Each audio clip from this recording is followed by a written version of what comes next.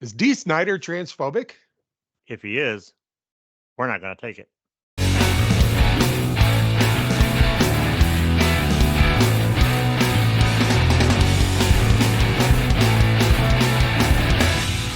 I'm a dad, baby. Dear dads, yeah. Dee Snider got himself in a little bit of trouble. We've all been there. I've been in trouble with my dad. My kids have been in trouble. You know how hard you really want to be on them. Make it a teachable moment. That's all I'm saying. But before we do that, if you like our content, don't forget to like, subscribe, and hit that little bell notification so you don't miss a single video. Not long after I got my driver's license, I was going to summer school. You know, I was a good kid. I wasn't you going to were. summer school. Like summer school used to be, oh, you failed, you had to go to summer school. And I was going to get You weren't ahead so I going to could take summer more school the classes. way I would go to summer school. My buddy Joe was going to summer school too, and so I was running over and picking him up. And then, we went to summer school together. So I was remember running that. late one day, and I turn onto there's this famous, like, I don't know if it still is in Michigan City, there's this famous speed trap. And I had not had enough experience yet. So I'm doing like 50, 60 miles an hour in a 30-mile-an-hour speed zone because I'm late. And I'm like, right. And so I got a ticket. I get pulled over, right?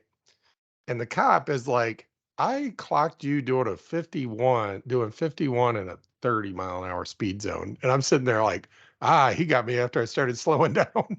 I didn't say it, but I was like, that's doing going way 80 over. easy, Doc. Yeah. You need to get your radar checked because that ain't right. So he's like, but here's what I'm gonna do. You know, your record's clean. I was young enough. I hadn't gotten a bunch of tickets yet. And he's like, you got a clean record. He's like, I'm gonna write this for 35 in a 30, give you a break. But he goes, and then he lied to me. He goes, but if you show up to court for this, it's gonna go back up to the 51 that I actually clocked you doing. I'm a young, dumb kid. I believed him, right? And like if we'd gone to court and he tried that shit, the judge would have thrown it out because he'd have been like, wait, so you lied on the ticket by saying he did 35 and a 30? But I didn't know that. I didn't know that. But anyway, I just felt grateful because he was like giving me a break, right?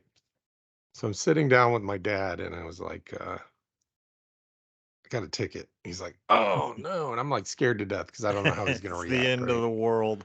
And he looks at he's like, let's see what we got here. He's like, 35 and a 30. I was like, yeah, well, I guess I just wasn't paying attention. Right.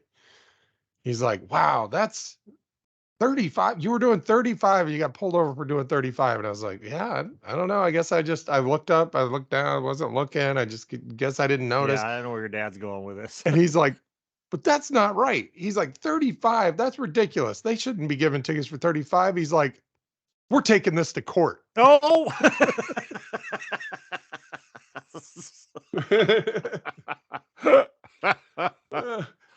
So I was like, yeah. About that. About going to court on this. I might have been going a little faster than 35. And my dad, he gets this look on his face, and I know the look. Like it's a very specific look when he's running game on somebody, right? And my dad's famous for running game, right? Oh yeah.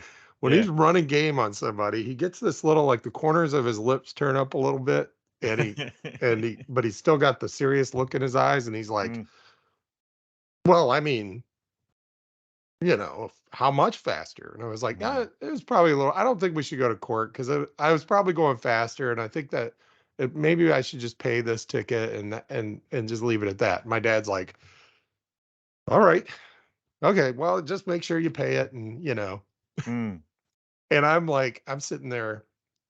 I knew that I had been caught in a lie. Right?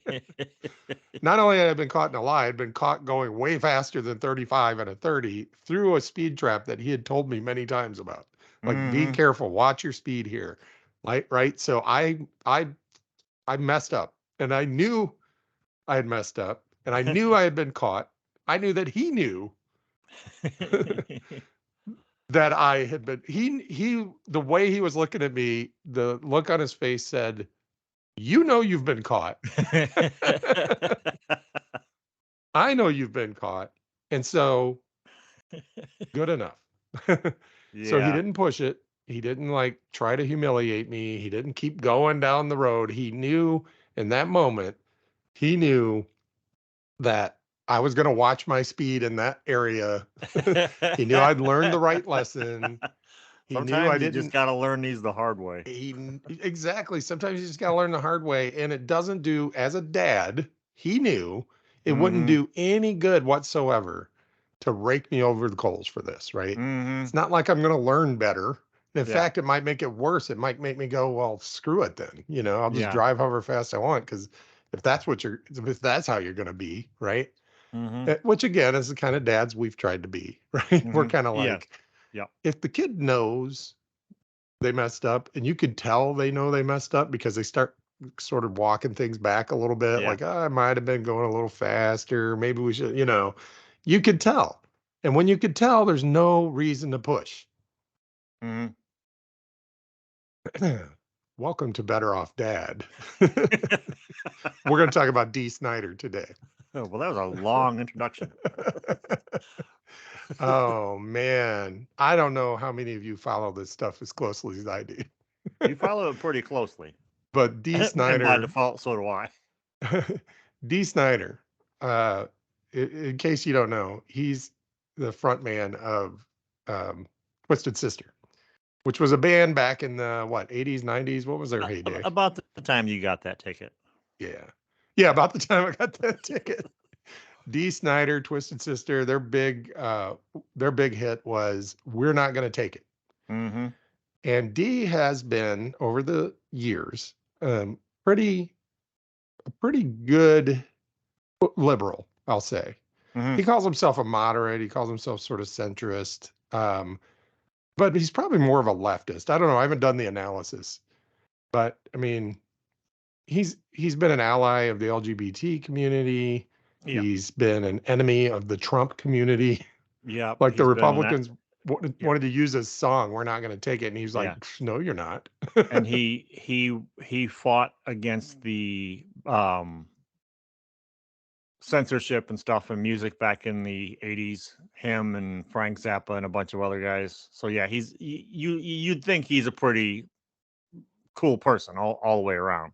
So I'm glad you mentioned that, because that's another reason he's stayed relevant over the years. Excuse me. Is clearly he cares, and when he cares, he acts, right? Yeah. And in case you guys didn't know, when you see the CDs and records and whatever that says parental advisory, contains explicit lyrics, or may not be appropriate for kids, and just all around censorship, that all came about about the time I got that ticket. No, a few years after I got that ticket, in the 90s. And from the most unlikely of places, Al Gore's wife was one of the huge proponents of censorship. Yeah, which I never understood. Basically saying, we got to protect the kids. So you rock stars putting in you movies and games and all this, putting explicit lyrics and profanity and all that stuff, and references to sexuality and things, we need to do something about that as the government. And Dee testified before Congress and was just really effective at that. They weren't expecting to get eviscerated the way they did. Yeah. Judging by the way he looked, because he came in full regalia, Yeah. Everybody else was wearing suits and ties. And, basically saying, look, you got to trust the parents to know what's good for their kids. Yep. I think that's basically what he was saying. Look, this isn't for kids. This is for mainly adults. And if parents want their kids to hear it, that's kind of up to them. We don't need the government stepping in other words. All right. So, we're just singing Dee's praises right now, aren't we? So this is why when I saw this the other day, I was, let's say, a little disappointed. Wait. Obviously, if you're listening on the podcast, you won't see this, but I'll read it to you. Paul Stanley, who was who was he? Guitar player for Kiss? Front man for Kiss, basically. Well, Well, then who is Gene Simmons? all front man for Kiss. Oh, they're all frontmen except the drummer. Yeah. Okay. Yeah. So Paul Stanley the other day decided it was time for him to weigh in on the whole medical care for transgender children. And he said, I'm not going to read the whole thing, but just in case you're on the podcast and you can't see it on the screen, he was saying there's a big difference between teaching kids acceptance and normalizing and even encouraging participation in a lifestyle that confuses young children into questioning their sexual identification as though some sort of game, and then parents, in some cases, allow it. There are individuals who, as adults, may decide reassignment is their needed choice, and turning this into a game, or parents normalizing it as some sort of natural alternative, or believing that because a little boy likes to play dress up in his sister's clothes or a girl in her brother's, we should lead them steps further down a path that's far from the innocence of what they are doing. I'm not even going to read the rest. It's pretty sickening stuff. He's basically saying kids, that parents should not be allowed to support their kids if their kids might be transgender. And Right. and basically saying just, like the whole, like, just because you want to dress up in girls' clothes or boys' clothes doesn't blah, blah, blah. It's like, dude, first of all, it's none of the government's business. It certainly ain't none of your business, Right. Kiss singing Yeah. Paul Stanley guy, right? Just really bad stuff.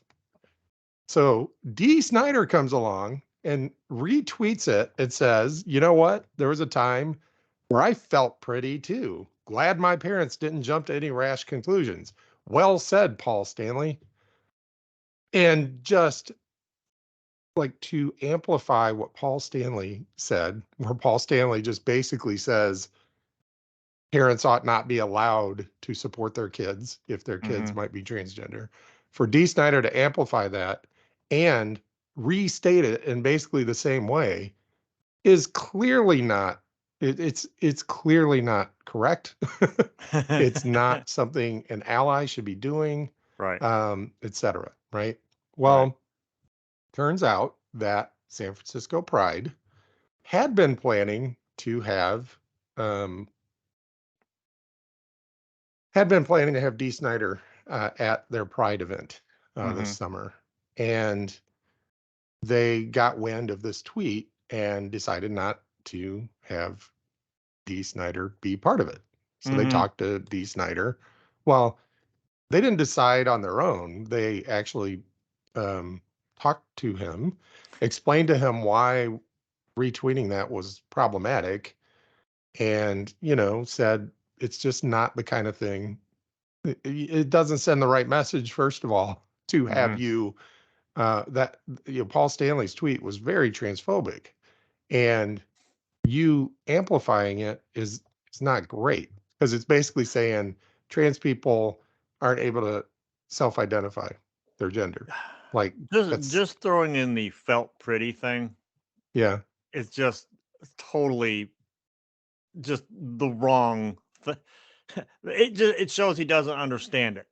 right, That right, is not what that's about. right. Yeah, 100%. So yeah, let's just talk for a minute. A couple of things. We're in a moment right now in our country where legislatures are voting to make it illegal for parents to follow the advice of their medical professionals. Okay. As we've talked on the show before, if you take a kid to your doctor, whatever, your family doctor, and you're like, hey, and by the way, it's not, mommy, I feel pretty. It is that is so reductive and so That's what I'm saying. demeaning. That is not even what it's about. It's not something that makes me happy that somebody who's been an ally says something like that. It's wrong, and it's just flat out incorrect. And it's very harmful right now because of what's happening at the state legislatures. And we've been through it. You could go back a few episodes. We've been through all the details, and it's gotten worse, by the way, since that episode, because all the stuff that was being proposed is passing, and they're making it again. I can't be more clear about this. If you take your child to the doctor and your child and you say, my child has been saying they think they might be a different gender, or they might not have a gender, and I don't know anything from anything, right? Mm-hmm. But it does seem something like I should have brought them to the doctor for. Right. What's the doctor going to do if, by the way, you're in a free state? If you're not in a free state, they're limited as to what they can do. But if you're in a free state that allows doctors to do what the prevailing medical advice is, they're going to get them counseling with an expert.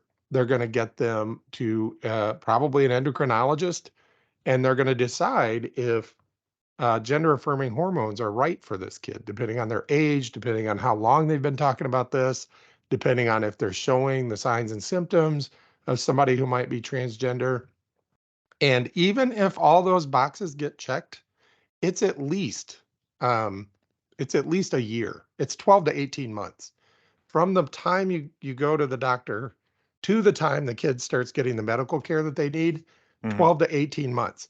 So for somebody to come along and say, well, kids, just because they feel pretty, suddenly we're pumping them full of hormones and all this, it ain't happening, first of all. Like, And the way that these bills have gotten passed is they say exactly that. They say we have to step in and make a law making this illegal because they're giving children surgery and they're giving children hormones and it's like, dude, it happens so rarely and it's so hard to get it to happen in the first place. And the parents are involved, the doctors are involved, and it's a medical decision.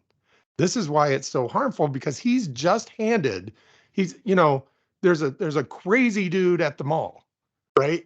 Who says he wants to kill people. And Dee Snider walks up and hands him a rifle and says, and then Dee Snider, by the way, we're going to get to Dee Snider's reaction here in a second. I'll get there in a second. So this is why it's bad. This is also why you would not want him headlining your Pride event. Right? So what was his reaction to this mutual decision? Remember, it was a mutual decision. They decided, San Francisco Pride, Dee Snider talked. Nobody fired anybody, right? They just decided, okay, probably it's best for me not to do this. What was his reaction? So I hear I'm transphobic. By the way, there's his picture for those of you where he's not dressed up. Right. First of all, nowhere in that article, nowhere in this statement does San Francisco Pride call him transphobic. Yeah. Nowhere. They said that he amplified a transphobic statement from Paul Stanley, but they didn't say he's transphobic. By the way, he is.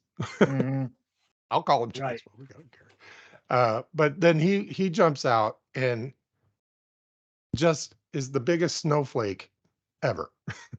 Yeah. Right? So what does he say? His response is, why did the San Francisco Gay Pride Parade invite me, Dee Snider, to be Grand Marshal? He goes on to talk about how supportive he's been of the community, which is true. He has been. And then he says, I was not aware that the transgender community expects fealty and total agreement with all their beliefs, and any variation or deviation is considered transphobic. That's the paragraph that really got me going. Yeah, he really is. That kind of response. That's the paragraph that hit me like really hard, right? Yeah. Because I was like, you're feeding in, if Tucker Carlson hadn't gotten fired, you'd be on Tucker Carlson tomorrow, and Tucker Carlson would be like, see, I told you, now come on over to my side. All right. Because the left will never accept you because you make one little mistake. And see what they do? What did they do? They agreed that maybe right now during this time, you saying that parents shouldn't be allowed to make these decisions for their kids, maybe not the best time for you to headline a Pride festival. Nobody's trying to cancel you. Nobody's calling you transphobic. Well, San Francisco Pride didn't call you transphobic. Plenty of other people are. But San Francisco Pride didn't do that. It's just kind of like, maybe this isn't the best idea. And you're going, oh, I didn't know. I couldn't disagree with anything. It's like, dude, so leave it to a boomer to overreact. Yeah. Okay, so then he says he supports transgender communities' right to identify how they want and honor whatever changes they want to make and how they present themselves to the world. Yeah, that's great. That's wonderful. he recently stated he didn't believe young children are ready to decide their gender allocation. They're not. I believe their choices should be supported and accepted by their parents. That's good. But I do not think kids have the mental capabilities to make rational, logical decisions on things of a magnitude that will affect them for the rest of their lives. I don't believe they're mentally developed enough. Guess what? That's why they go to the doctor, you dickhead.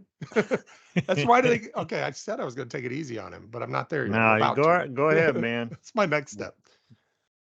That's why we take them to the doctor, man.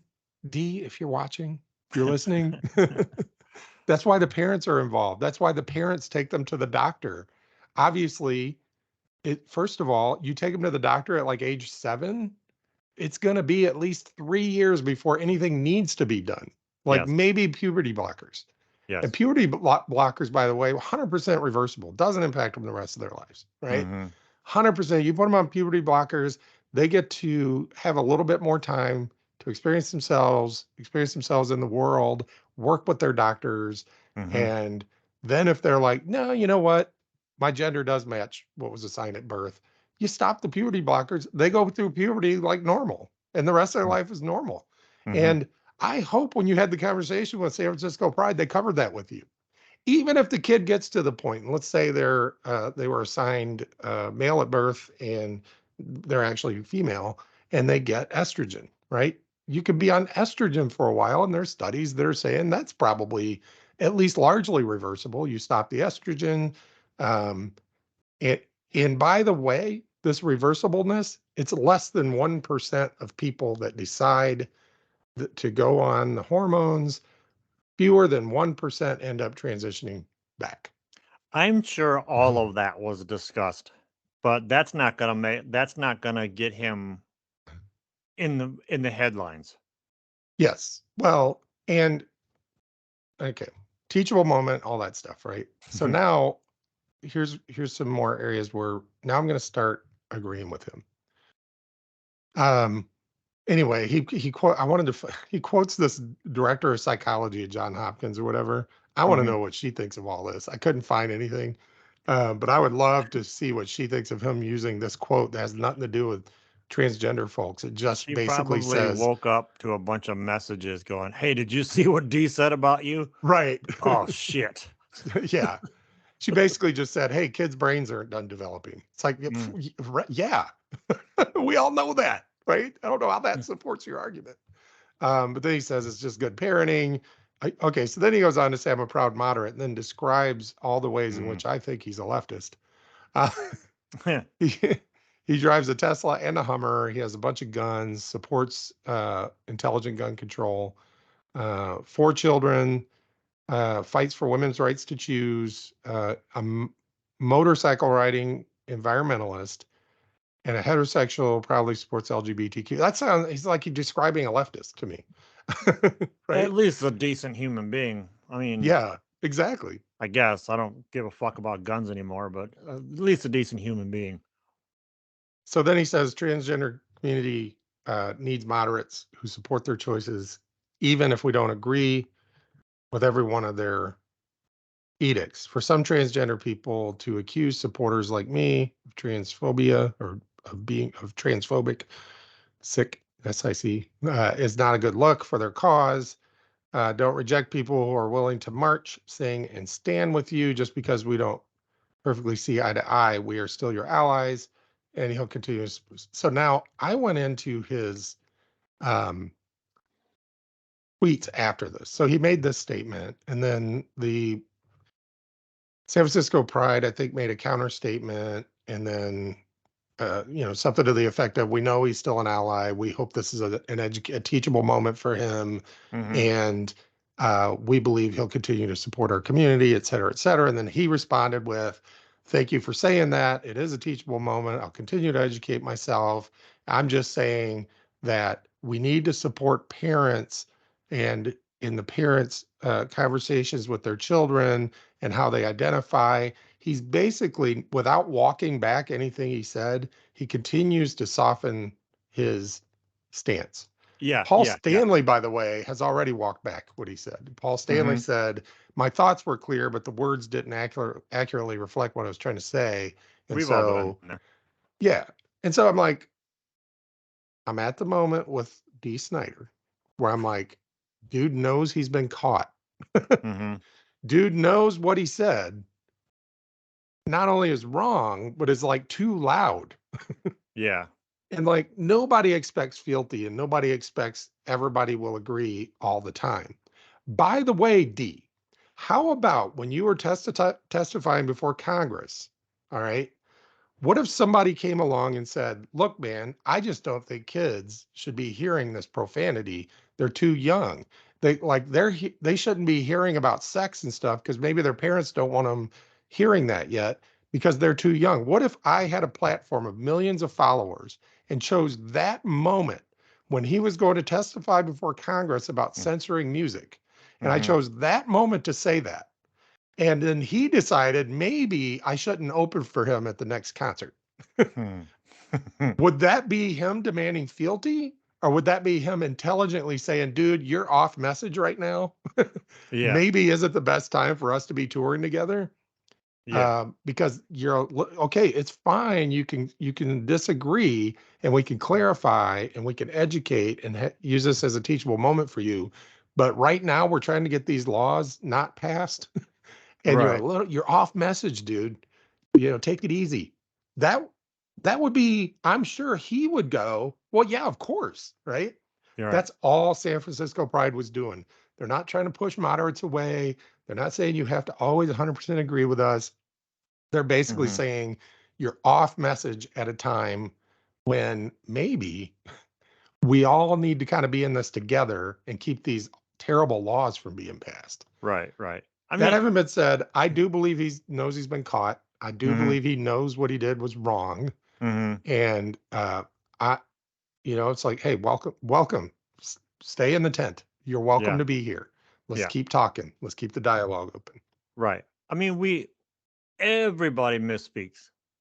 Yeah. You can't not. It's part of who we are because we're not reading from a script our entire life. Right. So just kind of calm down. Mhm. Don't panic, for instance, and cool. Let the cool part of your head, you know, kick in. Prevail. Yes, prevail. The worst thing for him though has to be the fact that now, like Kid Rock and Ted Nugent are probably blowing up his phone. Yeah, they're like, come on, man, let's tour together. So I Now, think if that's that probably, happens, it's all over. By the way, if that fucking happens, it's all over. oh, then we're done. Then it's bad faith, right? It's like we Yeah, talked last time. yeah. As long as he appears to be, he's a little loud and brash and he's Mm-hmm. just flat out wrong about a few things. But Mm-hmm. he appears to be actually doing this in good faith. If it seemed like a money grab or just trying to be relevant, Yes. dude was already relevant. He was going to headline Pride. Come on. Yeah, Um, he's not been irrelevant. He's one of the few rockers from that era who has managed to stay relevant because he's always been out there doing stuff. so far, I do think it's in good faith. That there's a few things that if I had access to Dee Snider, I'd be like, whatever you think of it, if you think these laws keeping the medical professionals from doing their job and keeping parents from being able to get their kids the treatment they need, if you think that's wrong, maybe stay on message, right? Maybe now isn't exactly the right time to make that argument so public. Seek out some trans folks in your life. Seek Mhm. out Go to San Francisco. You've got access to all these folks. You could go sit down with the head of San Francisco Pride and go, hey, before we do this, just help me understand something here. You could talk to them, but he's coming across like, no, that's not his job. He's basically, this is the other thing he's doing that's wrong. Again, D, if you're listening, well, this is how it's coming across, dude. I'm just being honest with you. Yeah. Um, the way it's coming across is you're basically saying you're holding your moderateness up as a prize to be won. And Mhm. you're like, most of us are centrists, most of us are moderates. If you truly want to build a movement, you need us. And if you want us, then if you want us to be on your side, I'm going to need to be able to police your tone, right? So if I say something that you just think is wrong or you disagree with, I'm going to need you to keep that a little quiet, right? Because I don't need you hurting my feelings, because if you hurt my feelings, I'm not going to go march with you and I'm not going to go fight these unjust laws and things. It's coming across like that, D. I'm not Yeah, saying that's what you're big time. doing, but it's Yeah. like you're holding your platform and your moderateness as a prize that the trans community needs to bow down to you to earn your support by not hurting your feelings by calling something out that's not quite accurate. I mean, Right? there are plenty of other people out there. Look, he's right about one thing, and that is there aren't enough people that understand the issues around the trans community. There just aren't. And this is a good example of how they will never get them to understand it. The best we can hope for is coalitions. Mm. And it's why I chose abortion last week. And it's why I will continue. I believe strongly in women's rights and women's rights to health care, reproductive rights. I believe strongly that abortion should be legal, should be free, should be legal and free Yeah. and on demand, like for any reason whatsoever. That's what I believe. And I will continue fighting for that, because I think that if we get movements around that will also benefit the LGBT community. It'll benefit the trans community. High But we're tide not. rises all boats. Yeah. I mean, that's the other thing here. Look, moderates, you're welcome in the tent, and you can disagree and you can ask questions. Please don't use your platform to help the other side. Yeah. To hurt people. And you know what? At the same time, they're never going to get it. They're just never going to understand it. So, that's why you get militant movements, because they kind of. But you know what? You're all welcome. It's a big tent. That's all I have to say about that. Well, that. But the question is, what do our listeners and viewers have to say about that? I would love to hear. Yeah. Feel free to You're sound off allowed in to the comments. disagree. And we're better off, Dad. We're just trying to do the right thing when things are hard, but it shouldn't be this hard.